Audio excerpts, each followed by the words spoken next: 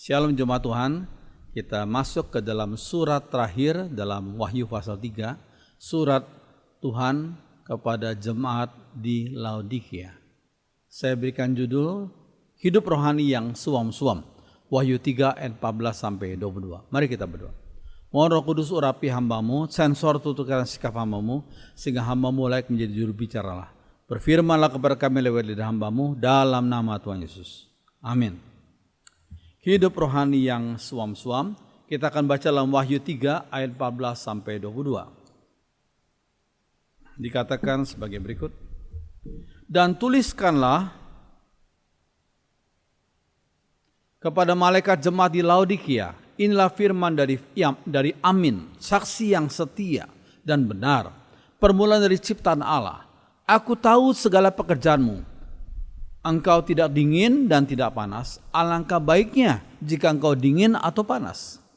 Jadikan engkau suam-suam kuku dan tidak dingin atau panas, aku akan memuntahkan engkau dari mulutku. Karena engkau berkata, aku kaya dan aku telah memperkayakan diriku dan aku tidak kekurangan apa-apa. Dan karena engkau tidak tahu bahwa engkau melarat dan malang, miskin, buta dan telanjang. Maka aku menasihatkan engkau, agar engkau membeli daripadaku emas yang telah dimurnikan dalam api, agar engkau menjadi kaya, dan juga pakaian putih supaya engkau memakainya, agar jangan kelihatan ketelanjanganmu yang memalukan.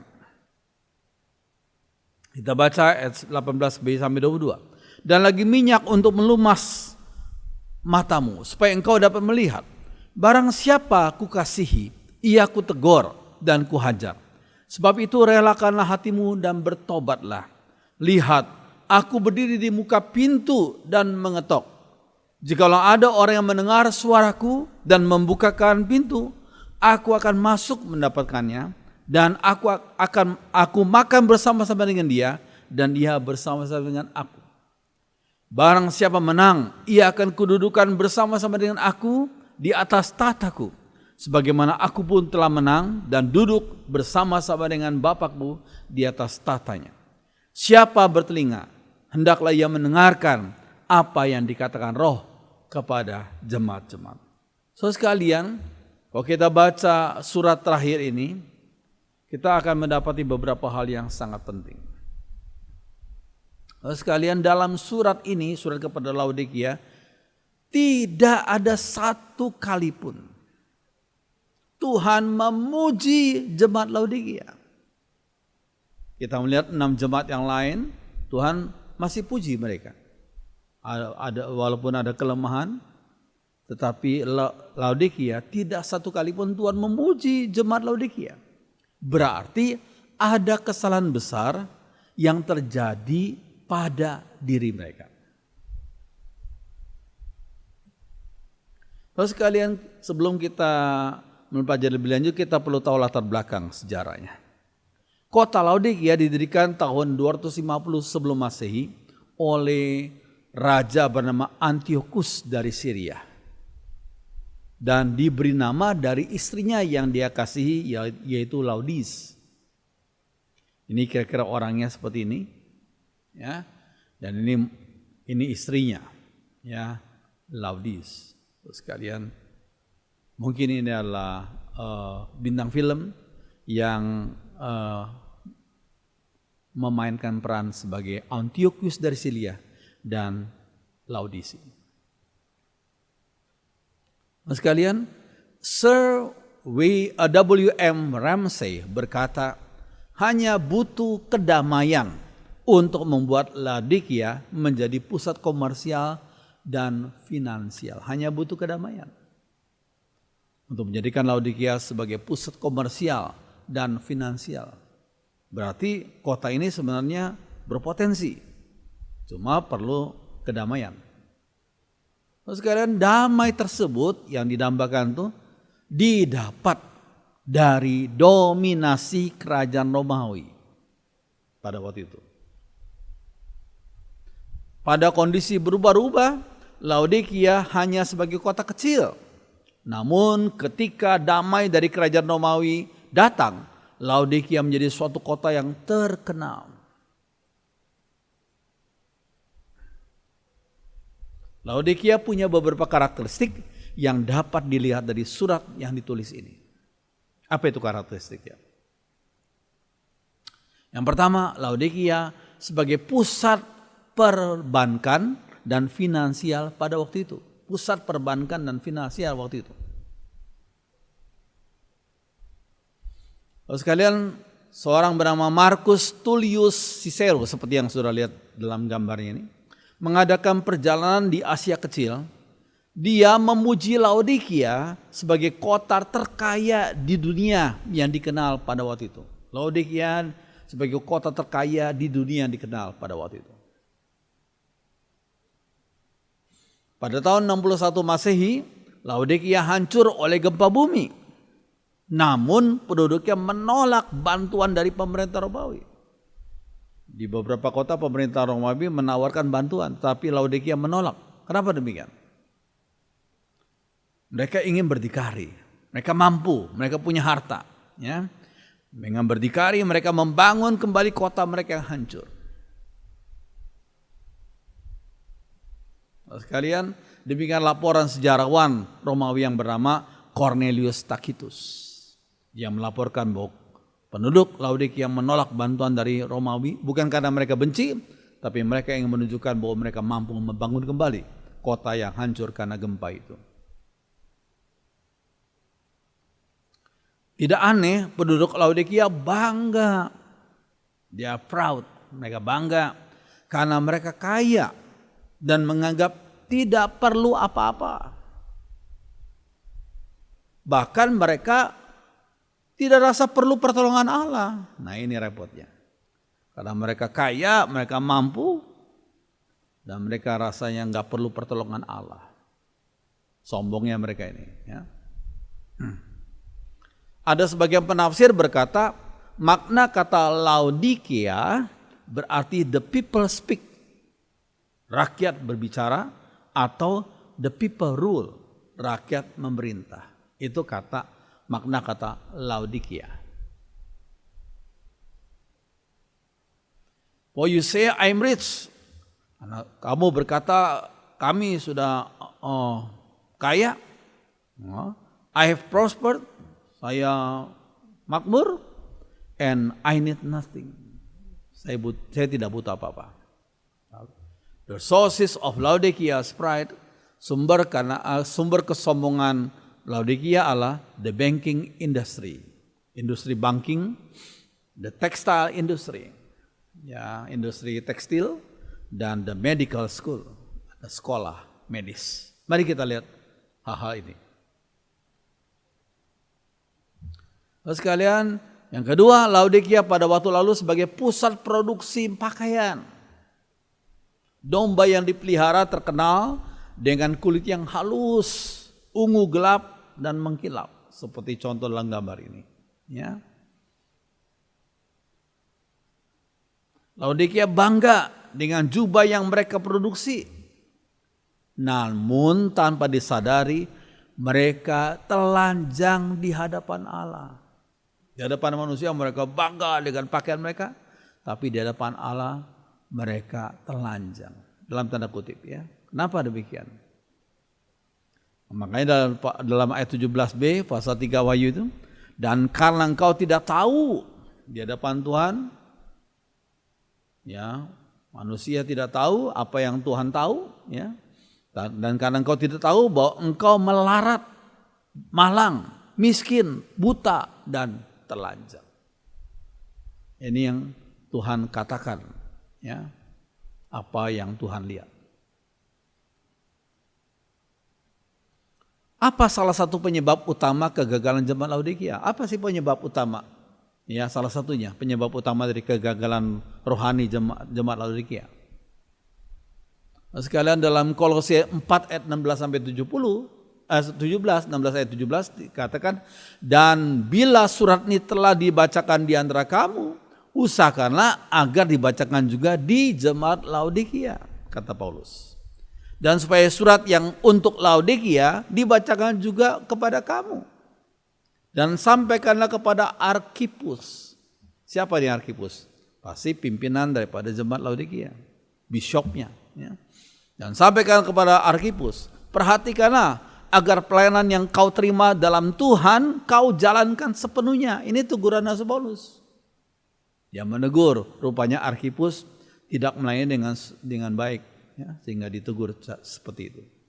Ya. Kolose 4 ayat 16 sampai 17.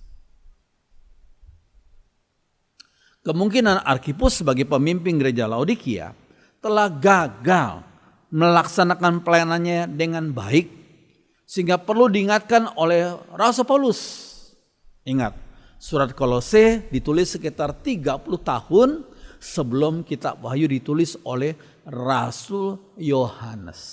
Bedanya 30 tahun. Ingat, kualitas pemimpin rohaninya amat berpengaruh pada jemaat yang dipimpinnya. Kalau kualitas pemimpin rohaninya baik, kerohanian baik, moralitasnya baik, maka jemaat yang digembalakan dan dipimpin akan mencontoh teladan pada kualitas pemimpin rohaninya. Tapi rupanya Arkhipus tidak demikian, sehingga ditegur oleh Rasul Paulus. Dalam surat ini masalahnya nggak ada pujian dari Tuhan. Padahal Laodikia adalah kota paling makmur di Asia Kecil pada waktu itu. Jemaat di kota paling makmur di Asia Kecil pada waktu itu ternyata jemaatnya nggak ada pujian dari Tuhan. Ingat, Tuhan yang Maha Kuasa dan Maha Kaya tidak tergantung pada kondisi finansial manusia. Kita nggak perlu tolong Tuhan. Tuhanlah yang menolong kita. Tuhan Maha Kuasa, Maha Kaya. Mengapa Tuhan menganggap mereka miskin? Karena mereka makmur secara jasmani, namun miskin secara rohani. Ada jemaat juga sebagian lagi yang berbeda. Ada jemaat yang miskin secara jasmani tapi luar biasa berlimpah secara rohani. Tapi jemaat Laodikia terbalik. Mereka makmur secara jasmani, namun miskin secara rohani. Karena engkau berkata, ya, dalam Wahyu 3:17, aku kaya dan aku sudah memperkayakan diriku, aku tidak kekurangan apa-apa. Dan karena engkau tidak tahu bahwa engkau melarat dan malang, miskin, buta dan telanjang. Itu kata Tuhan. Komentar Tuhan tentang jemaat Laodikia.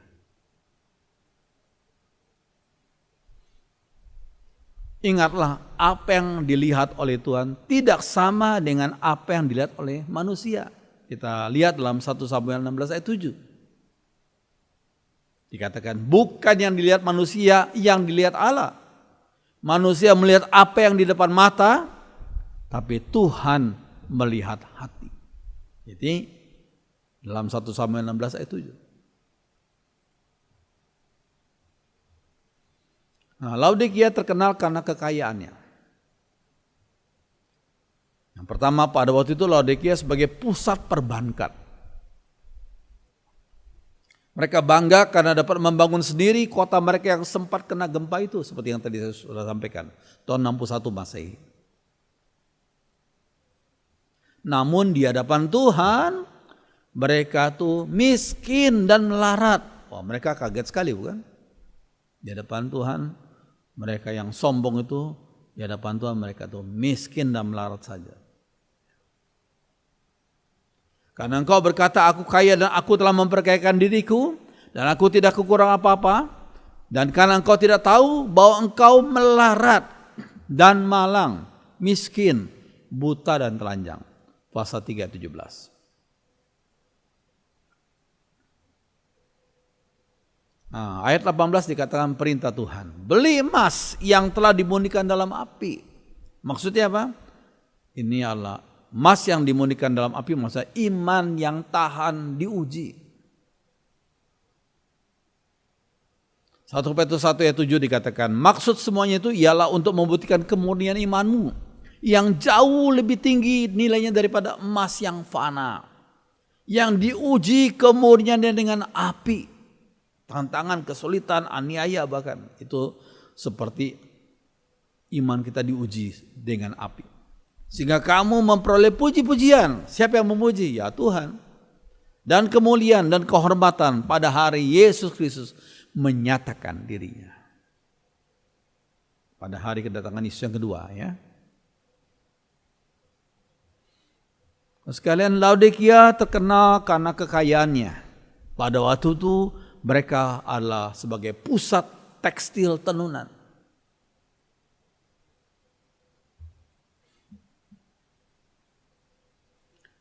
Wallnya itu halus, ungu, kehitaman dan mengkilap. Ya, banyak orang senang dengan wall produksi Laodikia. Namun ternyata di hadapan Tuhan mereka itu telanjang belaka. Karena sombongnya mereka pikir mereka juga bisa berbangga hati di hadapan Tuhan. Ternyata di hadapan Tuhan tuh karena mereka kurang peduli dengan hal-hal yang rohani, mereka tuh di hadapan Tuhan cuma telanjang saja.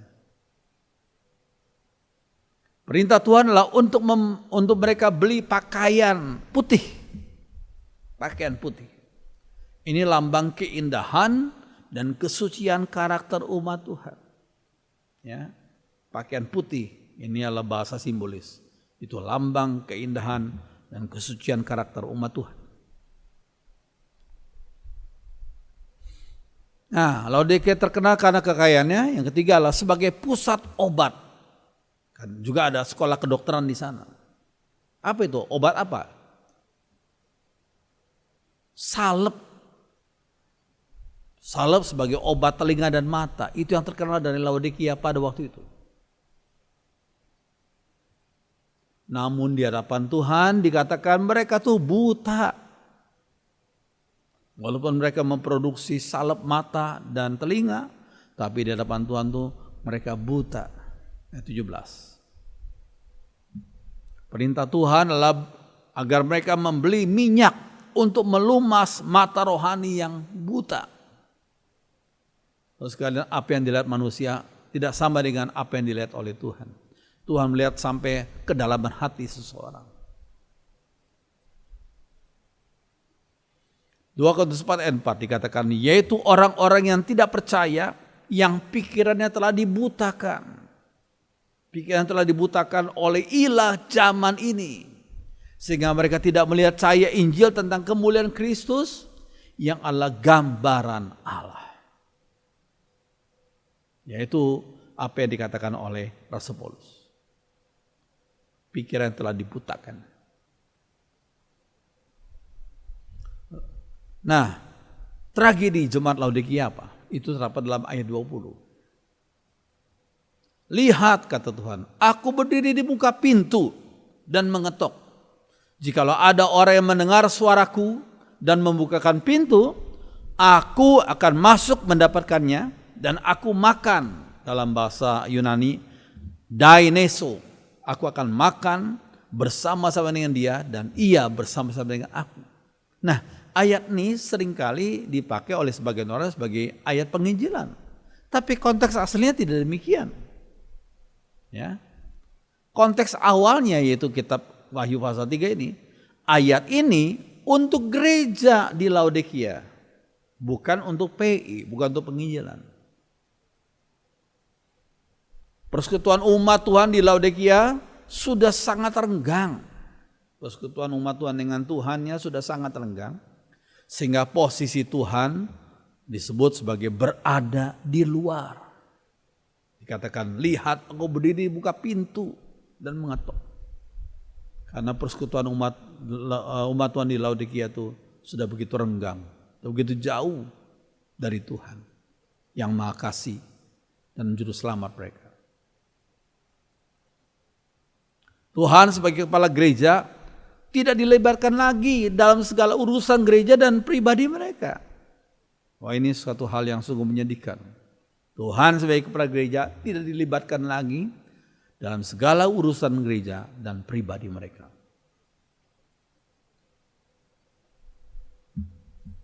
Dalam segala program umat Tuhan, gereja Laodikia tidak lagi bersandar kepada Tuhan, tetapi kepada manusia yang dianggap berkuasa. Karena mereka anggap cukup kaya tuh. Nggak perlu bersandar lagi sama Tuhan.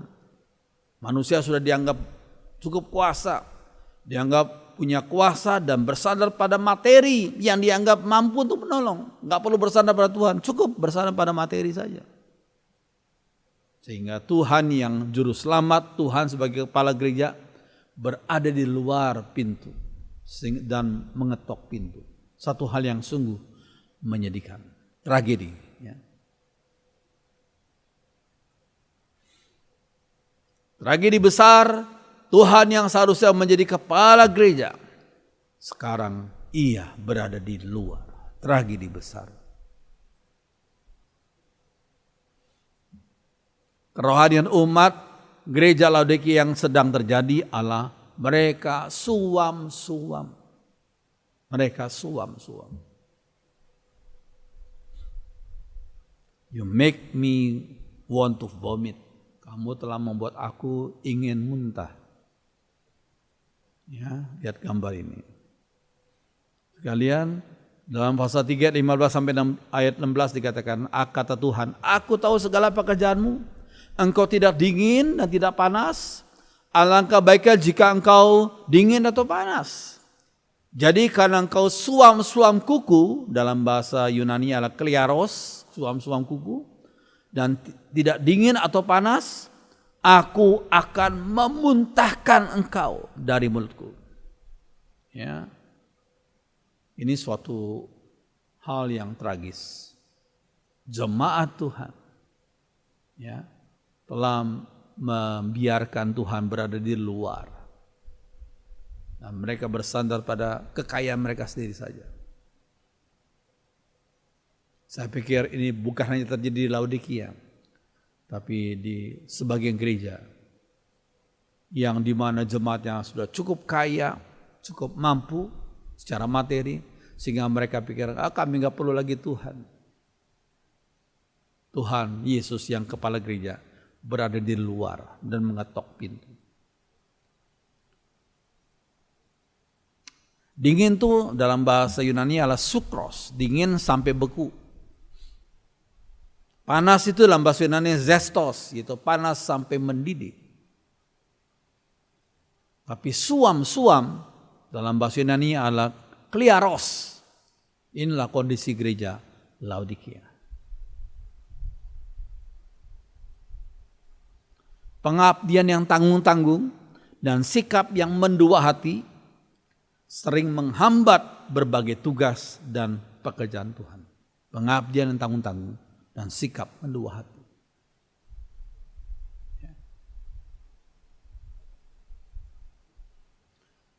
Kita membandingkan dengan teladan komitmen Elisa yang kemudian menggantikan Nabi Elia. Lihat 1 Raja 19 ayat 19 sampai 21. Apa yang dilakukan oleh Elisa? Maka berangkatlah Elia dan mendapatkan Elisa yang sedang membajak. Membajaknya enggak tanggung-tanggung. Ada 12 pasang sapi di depannya. Luar biasa, 12 pasang berarti 24 ekor. Ada 12 pasang sapi di depannya dan Elisa sendiri membajak dengan pasangan sapi yang terakhir. Ketika Elia lewat dekat Elisa, Elia melepaskan jubahnya dan menghamparkannya ke bahu Elisa. Maka Elisa meninggalkan sapi-sapinya dan berlari mengejar Elia serta berkata, izinkanlah saya minta diri dulu kepada orang tua saya. Kemudian saya akan mengikut Bapak. Sahut Elia, silakan, saya tidak melarang kau. Jadi Elisa pamit dulu dengan orang tuanya. Lalu apa yang dilakukan Elisa? Elisa kembali ke ladangnya lalu menyembelih sapi-sapi yang 24 ekor itu. Ya. Kayu bajaknya dipakainya sebagai kayu api. Luar biasa ini komitmennya Elisa. Dia mau jadi hamba Tuhan yang kemudian akan jadi penggantinya Elia. Dia tinggalkan semuanya untuk mengikuti panggilan Tuhan. Kayu bajaknya dipakai sebagai kayu api untuk memasak daging sapi-sapi itu. Kemudian dia membagi-bagikan daging itu kepada anak buahnya dan mereka memakannya. Setelah itu Elisa pergi mengikuti Elia dan menjadi pembantunya. Kita pernah dengar satu pujian, no turning back, no turning back. I have decided to follow Jesus, no turning back, no turning back. Pelayanan itu bukan karena pelarian. Ya, ada sebagian orang karena mungkin patah hati, ya sudah aku melayani saja. Atau mungkin gagal dalam bisnis, aku melayani Tuhan saja. Terus sekalian, motivasi pelayanan bukanlah karena pelarian, tapi karena panggilan Tuhan. Dan kalau sudah dipanggil Tuhan, no turning back. Aku tidak akan berpaling lagi. Ya. Ini adalah satu contoh daripada seorang bernama John Sung. Ya. Seorang yang dipakai Tuhan luar biasa dari China. Ya. Hidup tahun 1901 sampai 1944. Cuma 43 tahun saja. Tapi orang ini hebat. John Sung dapat PhD di bidang kimia pada usia 24 tahun di Amerika. Gak main-main. PhD bidang kimia umur 24 tahun. Beliau adalah anak seorang hamba Tuhan gereja Metodis di RRC. Dia setelah dapat PhD itu, dia terpanggil untuk jadi hamba Tuhan. Dia belajar di satu sekolah Alkitab, tapi sayang waktu itu dia belajar di sekolah Alkitab yang agak liberal. Akhirnya dia belajar sendiri, dia baca Alkitab sendiri. Dan dia menjadi penginjil yang luar biasa, yang berkeliling RRC, Taiwan, dan Asia Tenggara. Tapi usianya tidak panjang, hanya 43 tahun. Karena beliau mengalami masalah pada paru-parunya. Ya. Sekalian akhirnya beliau dipanggil Tuhan. Tapi banyak sebagian gereja-gereja Tionghoa di Indonesia juga hasil atau buah pelayanan Bapak John Sung ini. Demikian juga di Filipina dan di beberapa negara lain. Puji Tuhan. Saat kalau Tuhan sudah panggil, John Sung bertekad no turning back. Walaupun beliau sebagai seorang yang sudah dapat PhD bidang kimia umur 24 tahun. Kalau berjuang, kalau dia bisa bekerja dalam bidangnya pasti kaya raya. Tapi beliau bertekad untuk menjadi hamba Tuhan. Luar biasa. Ya. Ini suatu hal yang penting. Seperti Elisa itu. Ya. Dia kembali, dia sembelih 24 sapi-sapinya itu. Dan dia gunakan kayu bajak itu sebagai kayu api. Dia berkata, no turning back. Saya bertekad untuk mengikuti panggilan daripada Tuhan. Puji Tuhan. Nah, Matius 4 ayat 10. Maka berkatalah Yesus kepadanya, enyahlah iblis, sebab ada tertulis, engkau harus menyembah Tuhan Allahmu. Dan hanya, hanya kepada Dia sajalah engkau berbakti. Jangan bercabang hati. Hanya kepada Tuhan sajalah engkau berbakti.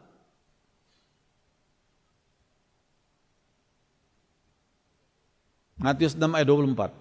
Tidak seorang pun dapat bekerja untuk dua majikan. Sebab ia akan lebih mengasihi yang satu daripada yang lain. Atau ia akan lebih setia kepada majikan yang satu kepada yang lain. Begitulah juga dengan kalian.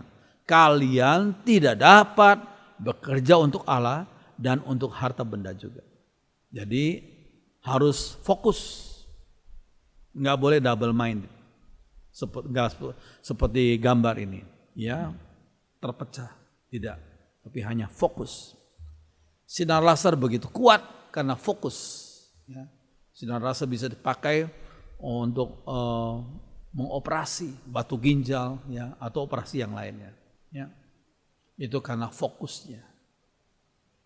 Ini suatu hal yang penting. Kita perlu fokus dalam panggilan Tuhan kepada kita dalam hidup kita. Ya. Nah, beberapa gelar Tuhan Yesus dalam Wahyu 3 ini. Ya. Tuhan itu disebut Amen. Tuhan disebut Amen, Wahyu 3 ayat 14. Dan tuliskanlah kepada malaikat jemaat di Laodikia, inilah firman dari Amin. Yesaya 65 ayat 16 dikatakan, sehingga orang yang hendak mendapat berkat di negeri akan memohon berkat demi Allah yang setia. Tapi dalam bahasa Ibrani adalah disebut Amen. Dalam bahasa Indonesia diterjemahkan dengan setia. Dan orang yang hendak bersumpah di negeri akan bersumpah demi Allah yang setia. Kata setia itu adalah amin dalam bahasa Ibrani. Ya. Amin. Kata amin sering dipakai sebagai penegasan untuk menjamin dan menekankan kebenaran yang dikatakan. Penegasan dan menjamin kebenaran yang dikatakan. Amin. Gelar kedua dari Tuhan Yesus dalam surat kepada Laodikia, Yesus disebut sebagai saksi yang setia dan benar. Seorang saksi yang baik harus memenuhi 3 syarat berikut ini. Apa itu 3 syaratnya? Dia harus melihat dengan matanya apa yang ia sampaikan. Harus melihat dengan matanya. Bukan kata orang, tapi dia lihat sendiri dengan matanya. Yang kedua, dia harus mutlak jujur. Jujur, gak boleh bohong. Sehingga dia mengulangi secara akurat apa yang ia lihat dan dengar. Jujur.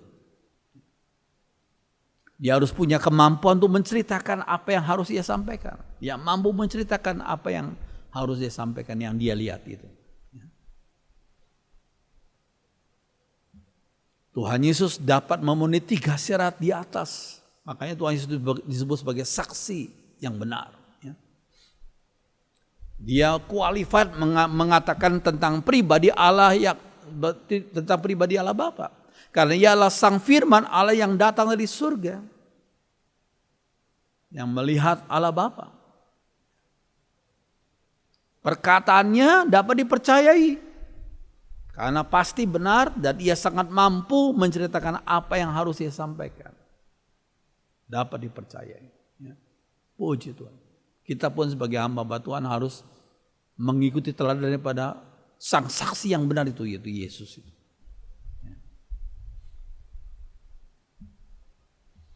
Gelar berikutnya, ia disebut sebagai permulaan dari ciptaan Allah. Mungkin kita kaget nih, kok disebut Yesus sebagai ciptaan Allah? Ya, kata permulaan dari ciptaan Allah itu maksudnya apa? Ayat ini tidak berarti Tuhan Yesus diciptakan. Tidak demikian artinya.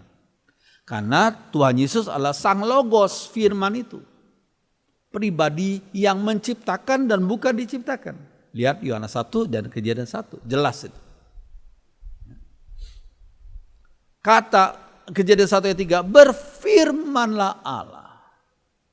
Jadilah terang, lalu terang itu jadi. Berulang-ulang, berfirmanlah Allah. Jadi firman itu berkuasa menciptakan. Dari yang tidak ada menjadi ada. Makna pernyataan Yesus sebagai permulaan dari ciptaan Allah, apa itu maksudnya? Maknanya adalah apa? Sang firman sebagai penggerak dari semua ciptaan. Nah, ini penting. Sang firman sebagai penggerak dari semua ciptaan. Beliau yang memulai proses ciptaan dan memprakarsai karya penciptaan. Sekali lagi, bukan berarti Yesus diciptakan, tapi Yesus adalah penggerak dari semua ciptaan. Beliau sebagai pemulai yang memulai proses ciptaan dan memprakarsai karya penciptaan. Itu maksudnya.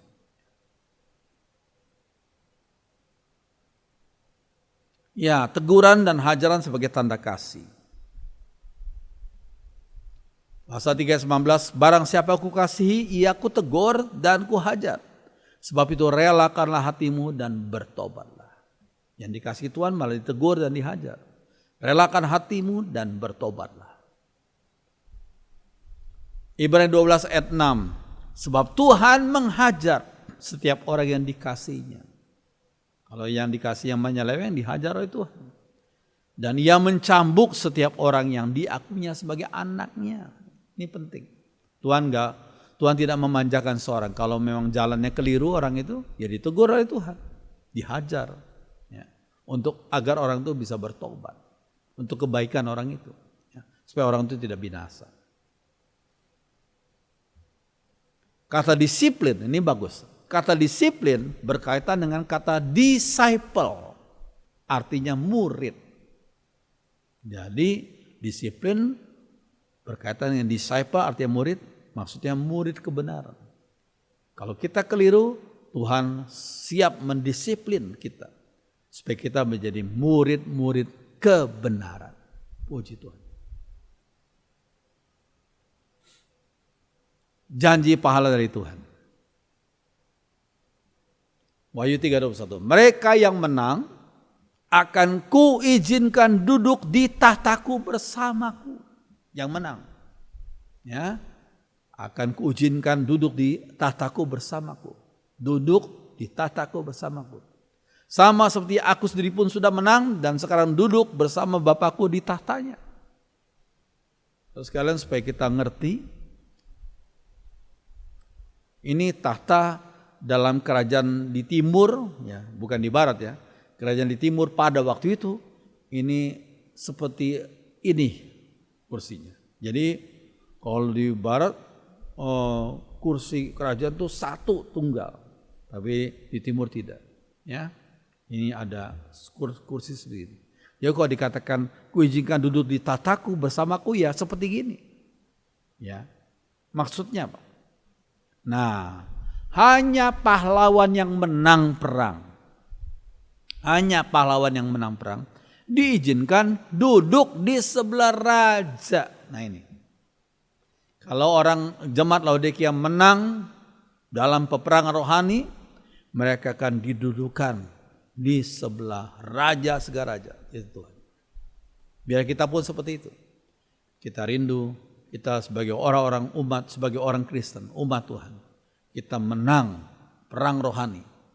Sehingga Tuhan memuji kita dan Tuhan mendudukan kita di sebelah, duduk di tahta Tuhan bersama Tuhan.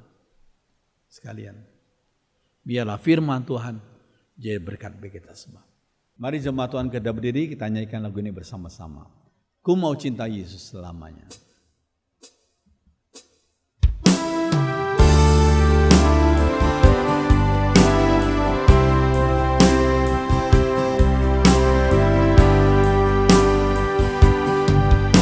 Mau cinta Yesus selamanya.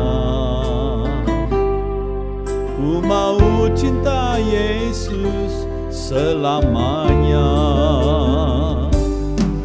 Meskipun badai silih berganti dalam hidupku, ku tetap cinta Yesus selamanya. Ku mau cinta Yesus selamanya. Mau cinta Yesus selamanya. Ku mau cinta Yesus selamanya. Meskipun badai silih berganti dalam hidupku, ku tetap cinta Yesus selamanya. Mari angkat tangan kananmu. Ya Aba, Bapa, ini aku anakmu, layakkanlah seluruh hidupku. Ya Aba, Bapa, ini aku anakmu, pakailah sesuai dengan rencanamu.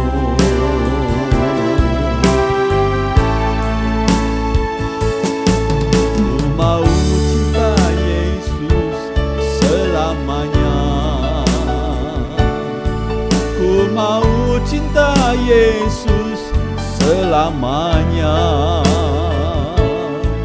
Meskipun badai silih berganti dalam hidupku, ku tetap cinta Yesus selamanya. Angkat tangan kananmu dan berkata, Ya Aba, Bapa, ini aku anakmu, layakkanlah seluruh hidupku.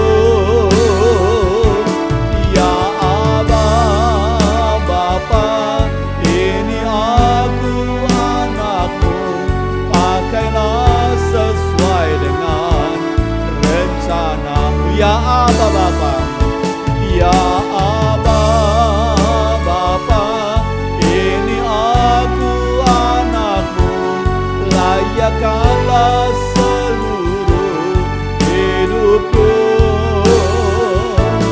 Ya Aba, Bapa, ini aku anakmu, pakailah sesuai dengan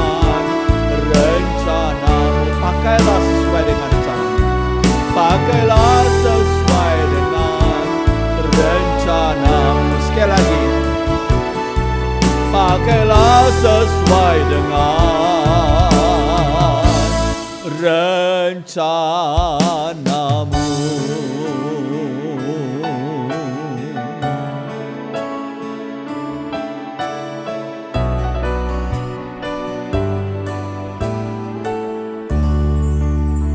Sungguh luar biasa kasih-Mu ya Bapa. Oleh karena anugerah-Mu kami orang berdosa diberikan kemampuan dan diberikan hak untuk memanggil Allah Sang Pencipta sebagai Aba Bapa. Tolong Tuhan, jikalau Engkau melihat hati kami, kasih kami kepada Tuhan sudah mulai luntur. Tolong kami Tuhan, jangan biarkan kami terus, kasih kami terus luntur. Tuhan, kobarkan kembali kasih yang semula, supaya kami tidak dihukum oleh Tuhan seperti jemaat Laodikia. Tolong kami Tuhan, berikan kami semangat yang baru, cinta kasih yang semula. Terima kasih Tuhan. Dengarkan doa kami dalam nama Tuhan Yesus. Semua orang beriman mengatakan amin. Silakan duduk, Tuhan berkati.